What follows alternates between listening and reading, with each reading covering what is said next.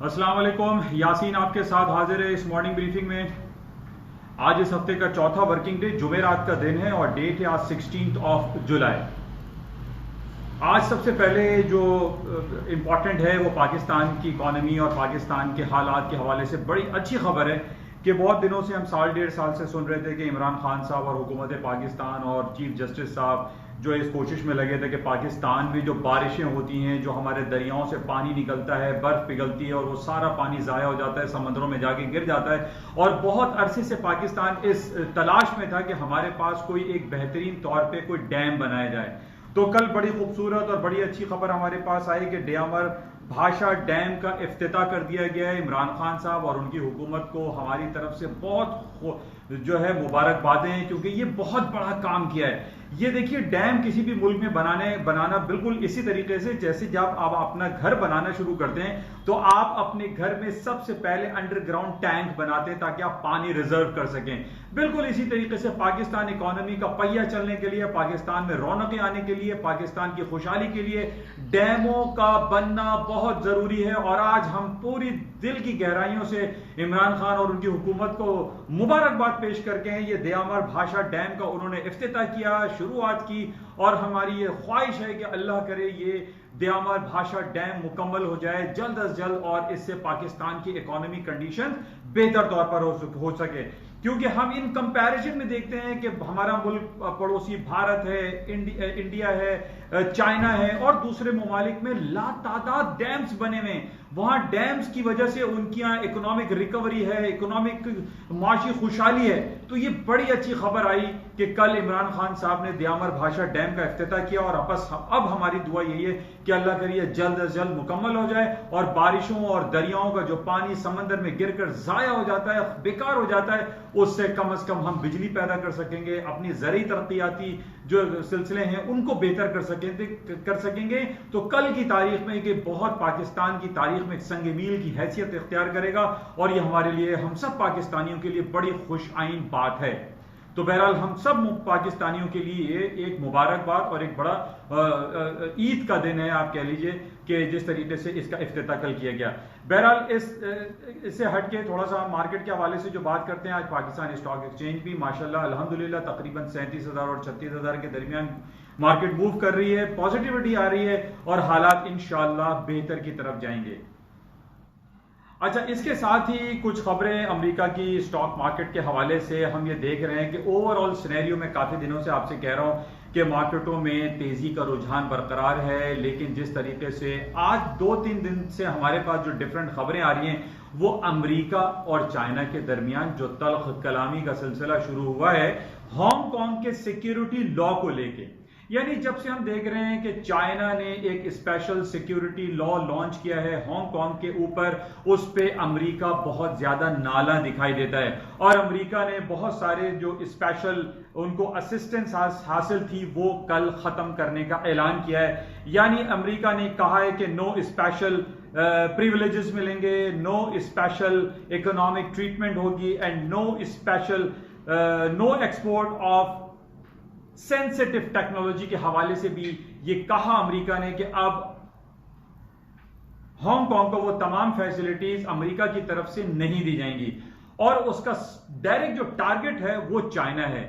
वो ये चाहता है अमेरिका के जनाब, जिस तरीके से हांगकांग को जो फैसिलिटीज हमने पहले प्रोवाइड कर रखी थी पिछले 25-30 सालों से, या आप कहिए कि 100 सालों से, जब से ये बरतानिया के तसल्लुत में था हांगकांग, तो अमेरिका के बहुत ज्यादा फेवरिज्म हांगकांग के हवाले से थी और हांगकांग को अमेरिका एक स्पेशल ट्रीटमेंट देता था और वो तमाम फैसिलिटीज, तमाम ट्रेडिंग और तमाम जो इंपॉर्टेंट एक्सपोर्ट्स होती थी वो अमेरिका हांगकांग को दिया करता था। अब हांगकांग ने ये ऐलान, अब अमेरिका ने ये ऐलान किया है वो तमाम फैसिलिटीज डिलीट की जा रही हैं, खत्म की जा रही हैं और उसका डायरेक्ट टारगेट है चाइना। चाइना ने इस हवाले से बड़ा सख्त रवैया इख्तियार किया और चाइना ने वार्न किया है, रिटेलिएट करने की वार्निंग दी है कि अगर अमेरिका ने हांगकांग के हवाले से सख्त स्टांस लेने की कोशिश की और इन लॉन्गर पीरियड ऑफ टाइम में ये तमाम चीजें जो है वो इंटैक्ट रहेंगी, तो चाइना ये राइट रिजर्व रखता है कि वो अमेरिका के खिलाफ भरपूर कार्रवाई कर सकता है। देखिए, इस बात को बड़ी जरूरत है समझने की। जैसे कल मैंने आपसे ये जिक्र किया था कि चाइना इस वक्त अनडिक्लेयर्ड सुपर पावर हो चुका है। अब कोई माने या ना माने, अभी चंद दिन पहले, चंद 2-3 हफ्ते पहले अमेरिका ने ऐलान किया, अमेरिका ने इजाजत दी कि चाइना अब हुआवी 5G टेक्नोलॉजी अमेरिका में कर सकता है। इसी तरीके से पहले वो मना करता रहा बरतानिया ने कहा नहीं, हम 5G टेक्नोलॉजी की इजाजत चाइना को नहीं देंगे। लेकिन मोर देन $1 बिलियन की इन्वेस्टमेंट अमेरिका चाइना बरतानिया में कर चुका था। अब बरतानिया ने यू टर्न ले दिया। अब कहा यह जा रहा है कि प्रेशर ट्रंप साहब की तरफ से दिया जा रहा है, या माइक पॉम्पियो या ट्रंप एडमिनिस्ट्रेशन की तरफ से, और बरतानिया ने यू टर्न लेते हुए चाइना को कहा है कि भैया अपना बोरिया बिस्तरा उठाओ और यहां से चलते बनो, और अब तुम 5G टेक्नोलॉजी का काम बरतानिया में नहीं कर सकते, क्योंकि तुम्हारे ऊपर यह इल्जाम लगाया जा रहा है कि तुम स्पाइंग करोगे, जासूसी करोगे, और हमारी जो सेंसिटिविटी है, जो सेंसिटिव इदारे हैं, उनके खिलाफ आप खोज निकालेंगे।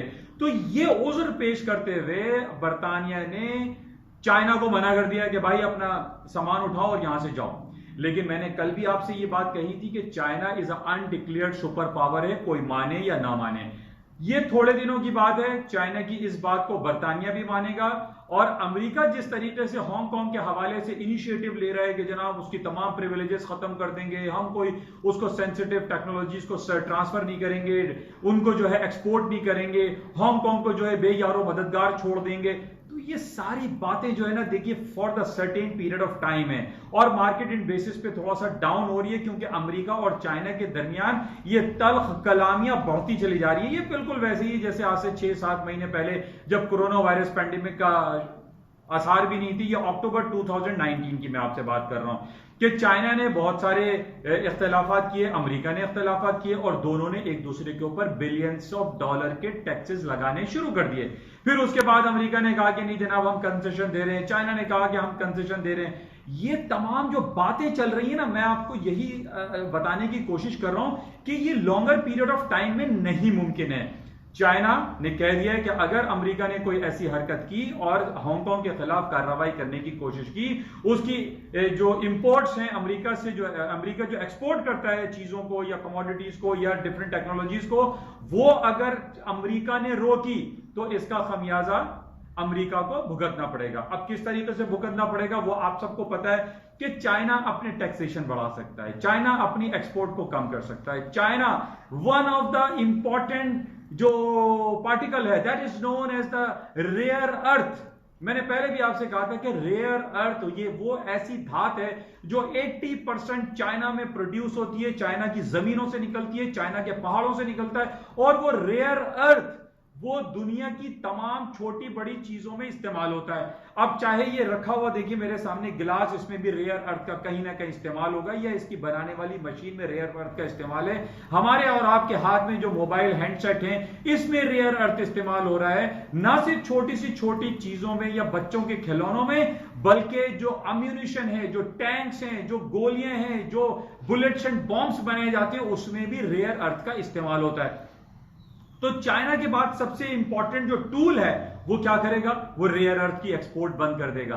अमेरिका को जो तमाम दूसरी चीजें वो एक्सपोर्ट करता है, कमोडिटीज करता है, टेक्नोलॉजीज ट्रांसफर करता है, वो रोक सकता है। तो दुनिया में आजकल जितना भी जो ये लड़ाई झगड़ा है ना, ये सारा बेस करता है ये जो तिजारती जो हमारे पास आइटम्स होते हैं उन बेसिस पे। तो मकसद आपको बताने का यह है कि अमेरिका हो या बरतानिया हो, जो चाइना को इनकार करेगा, चाइना उनकी लाइन को रोक देगा और वो कहेगा कि जनाब आप जो उखाड़ना है उखाड़ लो, चाइना कुछ भी कर सकता है उनके खिलाफ, क्योंकि China is a power, China is a super power है। आप कहीं भी उठा के देख लीजिए, मैं हमेशा रोज आपसे कहता हूं कि ये रखा हुआ छोटा सा पेन मेरे हाथ में मेड इन चाइना लिखा हुआ है, ये कप मेड इन चाइना, ये घड़ी मेड इन चाइना, ये टाई, ये बो, ये सब मेड इन चाइना। तो मकसद कहने का यह है कि चाइना इस तरीके से पेनिट्रेट कर चुका है हमारे और आपकी जिंदगियों में कि हम उसको खत्म नहीं कर सकते। बहरहाल ये बड़ा इंपॉर्टेंट पॉइंट है जिसकी वजह से आज हम देख रहे हैं कि सुबह अर्ली मॉर्निंग एक तो ये खबर चल रही थी कि अमेरिका और चाइना में जो तल्ख कलामियां शुरू हो गई हैं हांगकांग के मैटर को लेके, जो हांगकांग के ऊपर उसने नया सिक्योरिटी लॉ लाया है, इस बेसिस पे हालात की संगीनी मुमकिन है, जिस बेसिस पे आज मार्केट थोड़ी सी डाउन साइड पे। अच्छा, अर्ली मॉर्निंग हमारे पास चाइना का जीडीपी रिपोर्ट थी, अमेरिका जो ग्रॉस डोमेस्टिक प्रोडक्ट की रिपोर्ट थी, उसमें यह कहा जा रहा था कि चाइना की जो डोमेस्टिक जो जीडीपी है वो 3.5% या कुछ उसका डाउन साइड पर आएगा। लेकिन चाइना की जो रिपोर्ट आई वो फोरकास्ट से बेहतर आई है। प्रीवियस से खराब है लेकिन फोरकास्ट से बेहतर है। इसका मतलब ये है, ये इंडिकेशन ये दे रहा है कि जो हम रिसेशन की बातें कर रहे थे कि जनाब चाइना में और दूसरे ममालिक में रिसेशनरी जो प्रेशर है वो बहुत ज्यादा है और ये रिसेशन डिक्लेयर हो जाएगा चाइना में, ऐसा अब मुमकिन नहीं। लेकिन चूंकि रिपोर्ट फोरकास्ट जो प्रीवियस से उससे जो फोरकास्ट की जा रही है उससे बेहतर आया है, इस वजह से आज स्टॉक मार्केटों में थोड़ा सा स्लम तो आया है, 4.5-5% मार्केट डाउन हो गए। It's a big move. लेकिन आई पर्सनली फील कि ये जो मूव आ रही है ऑन टेक्निकली अगर आप जाकर देखें कि ये ड्यू था। अमेरिका की स्टॉक मार्केट है जिस तरीके से नेस्डैक तारीख की नई बुलंदियों को छूता चला जा रहा था और उसमें नंबर 1 सर फेरिस टेस्ला था।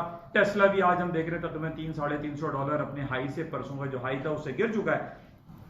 तो मार्केटें टेक्निकल ग्राउंड पे डाउन होती हैं और वो डाउन हो रही हैं। लेकिन जिस तरीके से मैंने आपसे ये कहा कि इस मार्केट में अगर आप ट्रेड करते हैं, इस फाइनेंशियल रिस्क की स्टॉक मार्केट में अगर आप काम करते हैं तो आपको 2 चीजें पहले सीखनी चाहिए। क्या आपको बाय करना चाहिए या सेल करना चाहिए। अब आप देखिए कि ट्रेंड क्या है। ट्रेंड अगर ऊपर है तो आप चांस बाय से लीजिए। मार्केट थोड़ा सा डिप ले, बाय करके चांस लें। मार्केट में जब तक ट्रेंड रिवर्सल नहीं आ जाता, जब तक मार्केट डाउनफॉल नहीं हो जाती, उस वक्त तक आप सेलिंग से चांस नहीं लीजिए। ये मेरी आपको मशवरा है। बाकी आप खुद देख सकते हैं टेक्निकलिटीज एंड ग्राउंड रियलिटीज क्या है, उस बेसिस पे आप अपने डिसीजन ले सकते हैं। लेकिन अभी भी मैं इस बात पर इंटैक्ट हूं कि मार्केट में फॉल नहीं है। मार्केटों को गिरने के लिए एक ग्राउंड बहुत बड़ी नेगेटिव खबर चाहिए, कोई बुलेट्स एंड बॉम्ब्स की खबरें चाहिए। जिस तरीके से कल मैंने आपसे कहा था कि आर्मीनिया और आजरबाईजान में कुछ जंगी कैफियत शुरू हुई, ये छोटी वॉर है।